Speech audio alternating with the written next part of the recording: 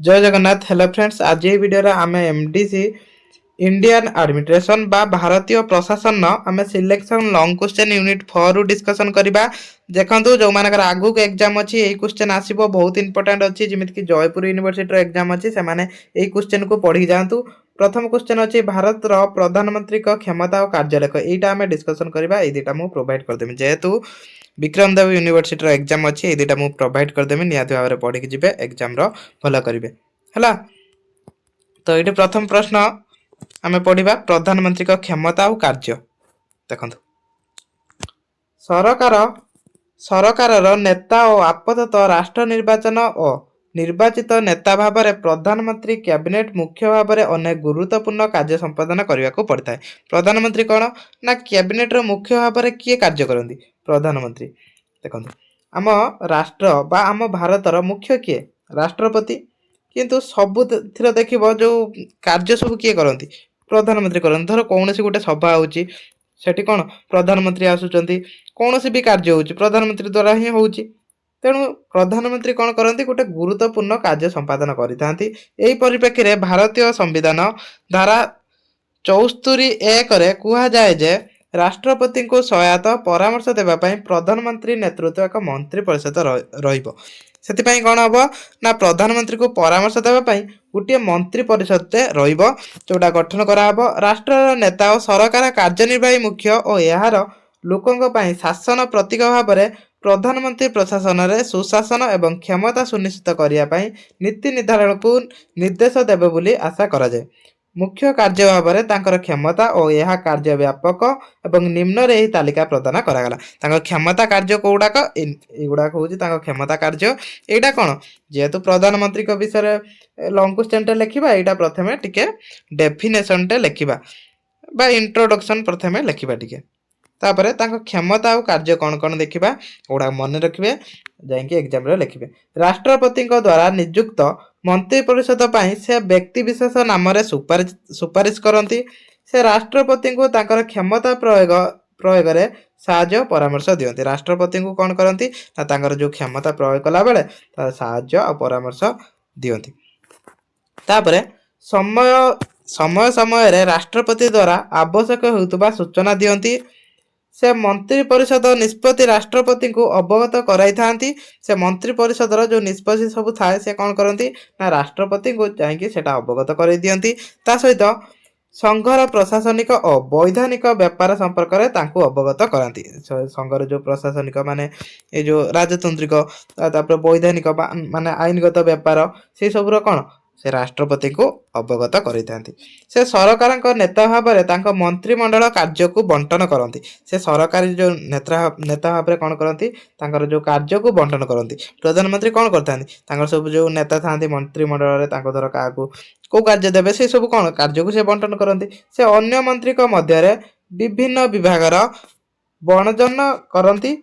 से मंत्री परिषद विचार पाई एपरी कौन सी विषय दाखल करती जहाँ राष्ट्रपति मंत्री परिषद विचार करने को आवश्यक करती। यही सबू तांकर कार्य। से कैबिनेट बैठक अध्यक्षता करती और यह श्रृंखला बजाई रखती। देखो बेसी भल भाव में डिस्कसन एटा करी हबनी जति आमे बेसी डिस्कसन करूचंती। तो जो जयपुर यूनिवर्सिटी जो एग्जामटा अच्छी तो से पढ़ी पारिबेनी, कहीं बहुत जल्दी आमको डिस्कसन करार अच्छी। से लोकसभार नेता भाव में कार्य करते। से लोकसभार नेता कहीं लोकसभा तो सब दायित्व किए प्रधानमंत्री नहीं था। राष्ट्रदूत विचारपति अटर्नी जनरल कंट्रोलर एवं ऑडिटर जनरल गवर्नर इत्यादि प्रमुख नियुक्ति पाई से राष्ट्रपति नाम सुपारिश करती। तो यही सब थिला तांकर क्षमता कार्य। आउ थे मुझे देखा देखूँ एगुड़ा पढ़ी नियंतु, एगुड़ा जाइए एग्जाम लिखे 8 मार्किया नहने भी 5 मार्किया आसो। तो आउ दुईटी क्वेश्चन थिला मु आंसर सेटा भी प्रोवाइड कर। एटा देखंतु सचिवालय गठन। एटा प्रथमे टिके इंट्रोडक्शन लिखिबे। इंट्रोडक्शन देखंतु कोन लिखि। एटा केंद्र सचिवालय एटा प्रथमे इंट्रोडक्शन लिखिबे हला। एठू इंट्रोडक्शन लिखिबे, तापर जिबे ता गठन को। एठी जो भले अछि प्रथम कोन पॉइंट कर देबे सचिवालय गठन पॉइंट करिवे, तापर ता गठन लिखिबे। एटा देखंतु केंद्र सचिवालय होची विभिन्न मंत्रालय एवं विभाग का बृहत जटिल संगठन। केन्द्र सरकार प्रशासनिक ढांचा विभिन्न भाग को वर्णना करने समान परिभाषा नहीं कारण यह बहु संख्यक मंत्रालय एवं विभाग एक संग्रह। तो यहाँ कौन बहु विभाग को मिसई कौन होता है मंत्रालय शब्दटी स्वाधीनता पर प्रचलित है। सचिवालय दुईटी विभिन्न अंश रही गोटे है अधिकारी आ गोटे कार्यालय। तो ताकू नहीं गोटे मंत्रालय गोटे किंबा गोटे अधिक विभाग रही जमीक गृह कृषि अर्थ शिक्षा प्रतिरक्षा यह वैदेशिक भली अनेक गुड़िया मंत्रालय दायित्व एकाधिक विभाग रही। तो यह सब विभाग को लेकिन गठित होती कौगुड़ाक सचिवालय। तो कौआ को लेकिन गठित होती गठनटा लिखे कहूनी एटी जी लिखाई से लिखु कि गठनटा लिखे यहाँ टे पढ़ी ने पढ़ीदे कौन हम ना या जोड़ा मेन मेन पॉइंट से गुड़ा काढ़े सेगुड़ा काढ़े यहाँ हूँ गठन। तापर ता कार्य देखा सचिवालय कार्य कौन है सचिवालय कार्य कौन रोचे एटा पढ़े मु डायरेक्ट जाऊँगी कार्य को कौन कौन तार कार्य रही को कार्य करता देखो ये नीति निर्धारण प्रक्रिया या मंत्री को सहायता करता है मंत्री को ये साहाय्य करता या आईन नियम नियम बड़ी प्रस्तुत कर साहाय्य करे कौन सी धर गोटे आईन हो कौन सी नियम लागू हो कौन सी नियम गोटे प्रस्तुत कराला नुआ करिकी तो से सब यहाँ साहाय्य करता है।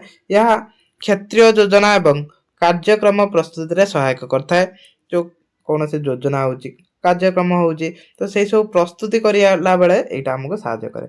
यह बजेट प्रस्तुत करने व्यय नियंत्रण परिचालना कार्यक्रम योजना सेगुड़िक परवर्ती संशोधन पर प्रशासनिक और आर्थिक अनुमोदन हासिल कर साहाय्य करे। तो ये सब यार कार्य था कार्य गुड़ा मन रखिए बेस कि ना पढ़ने खाली पढ़ो जदि गोटे गोटे पिला कौन करती एधर पढ़ला सचिवालय कौन तो लिखि दिखती सचिवालय ये सब कार्य करे ये भी लिखि दिखती एभा लिखने कौन आप पूरा मार्क कटो कि धर 5 मार्किया पड़ी जब या लिखुं 3 उपर 3 रु प्लस 3 रु अधिक पाइबे है खाली कार्य भी लिखिदेने भी पाइबे। तो से कार्यटा कौन सहजरे मन रखिपारे तो से ये क्लास टी को भल भाव में अटेम्प्ट करने सब कहूँ कहीं एग्जाम टाइम जेहेतु भल भाव में पढ़ी जातु जो क्वेश्चन एग्जाम आसो से भाया क्वेश्चन ही पढ़ा ना बही तो बहुत क्वेश्चन अच्छी।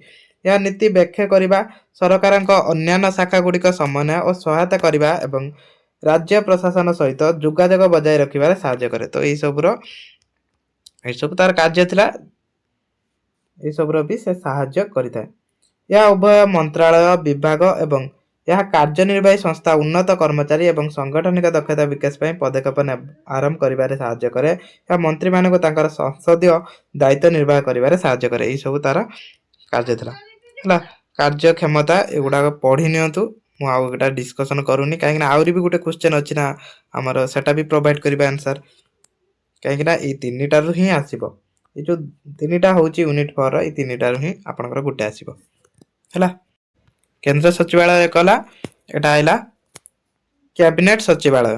कैबिनेट सचिवालय कौन यार गठन और कार्य बढ़िबा प्रथमे एटा इंट्रोडक्शन लिखिबे है जेकोसी लॉन्ग क्वेश्चन आछि कैबिनेट सचिवालय उपरे एटा इंट्रोडक्शन लिखिबे तो एटा भल भाव पढ़ंतु है भल भाव पढ़ंतु तापरे तार संगठन ता संगठनटा पढ़िबे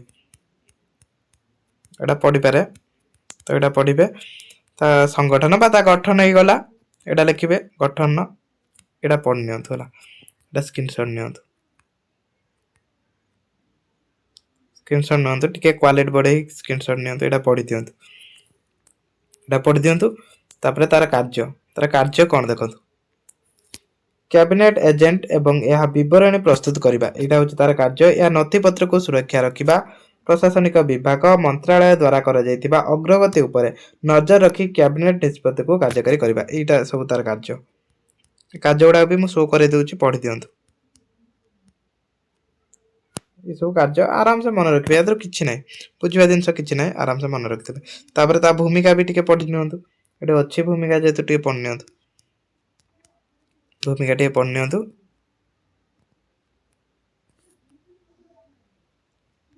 कैबिनेट सचिवंकर ये कार्य आइला